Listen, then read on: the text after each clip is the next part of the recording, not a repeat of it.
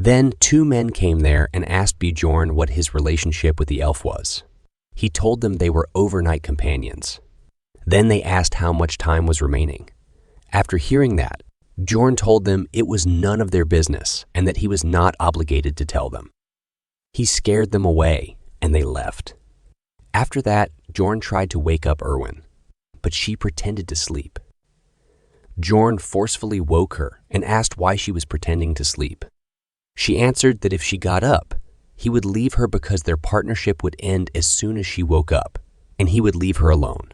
Then Bjorn asked her what happened with those 2. She answered that she didn't know them, but they were probably from the same group called the Crystal Union as the human who tried to hurt her. After hearing that it was a whole group, he first thought of parting ways. But this beautiful elf was only 20 years old, and that was reason enough for a man of culture to help someone. So he decided to help her and asked for her full story before deciding. She got really happy and told him that she had met them on the first day inside the labyrinth as overnight companions. And when she was sleeping, she felt a gaze behind her. Only later did she find out that he was a manager of a clan doing business on the first floor, and somehow she managed to escape. Since then, they had been chasing her. Then Bjorn asked how they were able to chase her in the labyrinth. She told him that they were probably using message stones, which allow communication when synchronized prior to usage. Their range is up to about 300 meters. It was a device that didn't exist in the game, so he was a little shocked. Then Bjorn asked her why the members of the Union continued to chase her, when it didn't seem like she had done anything wrong. She told him that while escaping, she swung her knife around and accidentally cracked one of the assailant's ears. Bjorn felt bad for that man, and she was laughing while telling him all this. Suddenly, she felt someone following them from behind, about 150 meters away. It was an ability of elves they are born with, so they decided to increase their speed, but the distance between them didn't increase. Bjorn started to think about the risks he was taking and the benefits.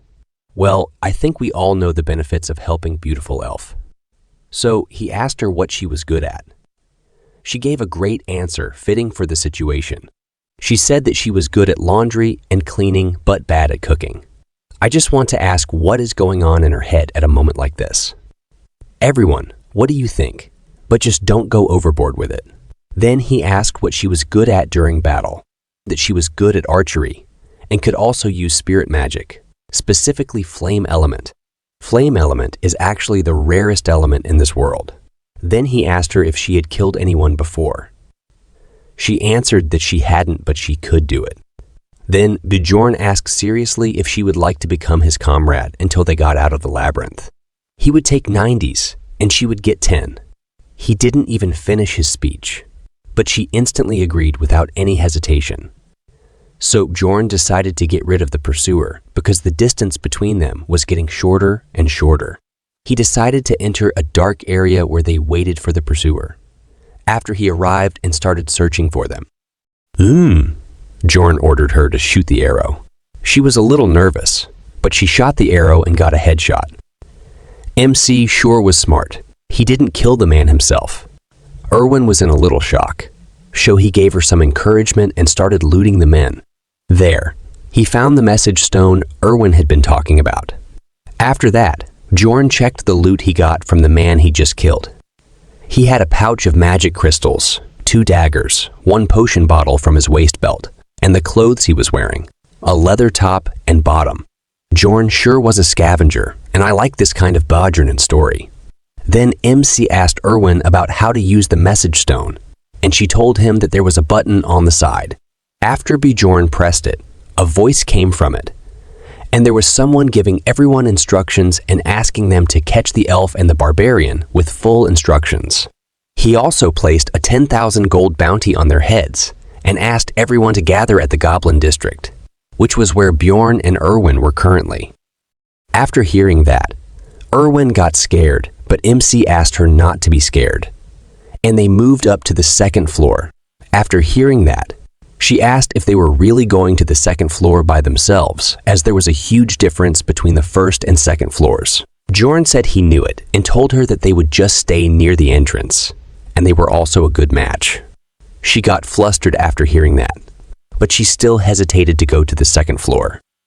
Then, suddenly, a voice came from the message stone, saying that whoever found the elf first could enjoy her first on top of the 10,000 gold. Then another man's voice came, saying that if she was too resistant, could he cut off one of her arms and legs? Then that man asked if they should just leave the important part, and he asked if they all knew what he meant, right? After hearing all of that, she immediately agreed to go up to the second floor.